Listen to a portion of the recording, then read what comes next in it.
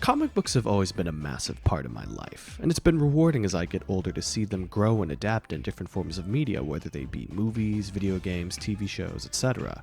But when you hear the word comics, the first two publishers that probably come to mind are Marvel and DC.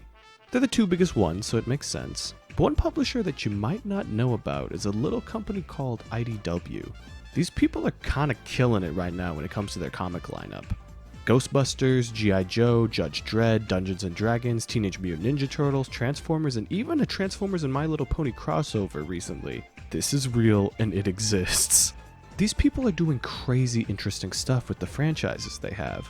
And one lineup they have in particular that has had my attention since its run began in April of 2018 has been their Sonic the Hedgehog series. This comic series has just finished its second major arc, and now I feel it's the perfect time to make my video on how I feel about it. My name is Kai, welcome to Awesomazing. Let's talk about IDW's Sonic the Hedgehog.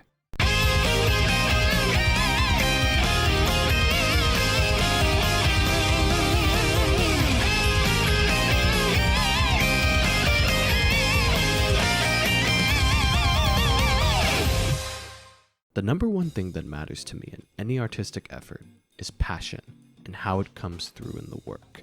That feeling absolutely comes throughout the entire team that works on the Sonic IDW comic. Let's get started with the writing, the first two main stories for the book being helmed by Ian Flynn. Ian is no stranger to Sonic comics. He has worked on the Archie series for many years before this, Sonic Universe, Mega Man. This man already has a great resume under his belt.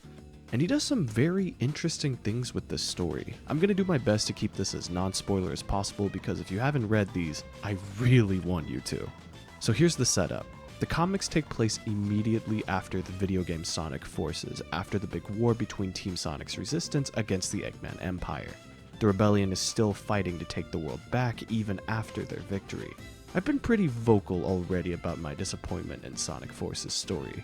There was so much hype and build-up for a story that felt like it never tried and only just skimmed the surface of its potential. However, all of the problems that I had with Force's story are pretty much all fixed in Flynn's continuation. Given his long-running history with this franchise, he has a deep understanding of these characters and knows how to nail their reconstructions. This is my favorite version of Sonic's personality, full stop. He has his confidence and swagger, but he never comes off as a jackass. He's always down for team-ups, dedicated to protecting others, and is always thinking about the big picture. This is a very mature Sonic. One of my biggest complaints in Force's story is the fact that Sonic is captured and tortured, but when we see him again, he just seems completely fine, as if nothing happened. Flynn, though, shows that Sonic has a lot of insecurities because of the incident.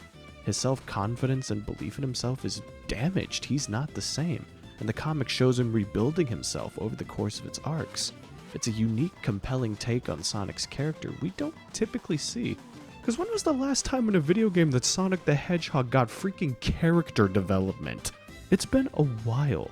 And it's great to see this character written by someone whose commitment and love of this character is present in every bit of his dialogue. He also likes to chuck in some references to game dialogue and music too.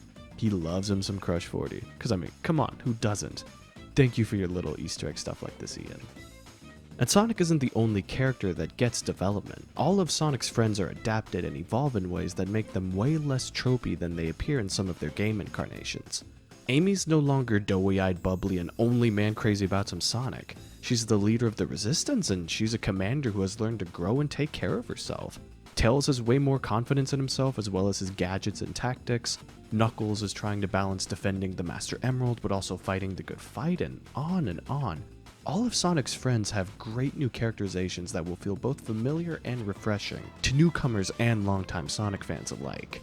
The only character who has a pretty big deviation in his personality is Shadow the Hedgehog. He's a jerk. He's just a mean person. Half of the images of this man in this comic have him giving the most vile stink eye I've ever seen.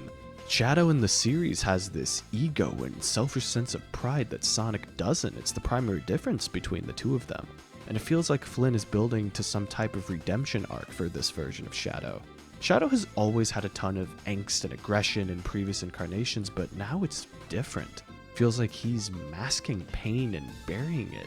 Maybe about what happened during the war, and it makes him cut himself off from everyone, even Team Dark at times. I really hope that this version of Shadow the Hedgehog is a building block that will lead into a kick-ass arc for our favorite ultimate life form in the future. The new characters are just as compelling as the longtime ones too, though.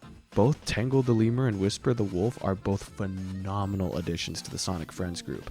They encapsulate a lot of what I think people wish they got to do with their custom characters and forces, having great dialogue, working off of the cast, and getting dope action pieces.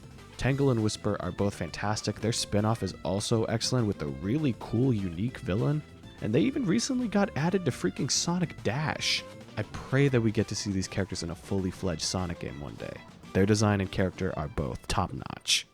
And lastly, the entire art team does such a great job of adding life to these visuals. One of the challenging things about a long-running comic series is that if you have a ton of artists, sometimes clashing styles can come off as drops in quality. That was never a thought that has crossed my mind while reading IDW Sonic. Whether the penciler is Tracy Yardley, Evan Stanley, Adam Bryce Thomas, Jennifer Hernandez, Jack Lawrence, Diana Skelly, and it just keeps on going. These people are so damn good at making this world come off the page. The sync between the pencilers, inkers, colorists, and more is just on lock. A few of these pencilers have also gotten the chance to also do mini one-off stories that are fantastic. Evan Stanley is even going to be doing the next arc for the main comics, and I can't wait to see what she does. Not to mention the phenomenal covers that have been made from dozens of artists, including Tyson Hess, who helped with the Sonic redesign for the 2020 film. There are just way too many people to list, so I'll put as many as I can right here.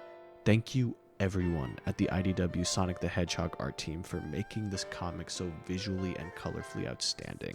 Y'all clearly go above and beyond, and it shows. Hopefully I didn't leave anyone out. If I did, no, I love you. It's just nice to delve into a comic series like this.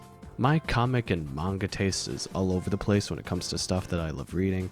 When I read Marvel and DC these days, I love seeing really deadly villains, absolute carnage, and anything that Scott Snyder does with Batman and the Joker I just adore. I love Elseworld one-off stories like Sean Murphy's White Knight.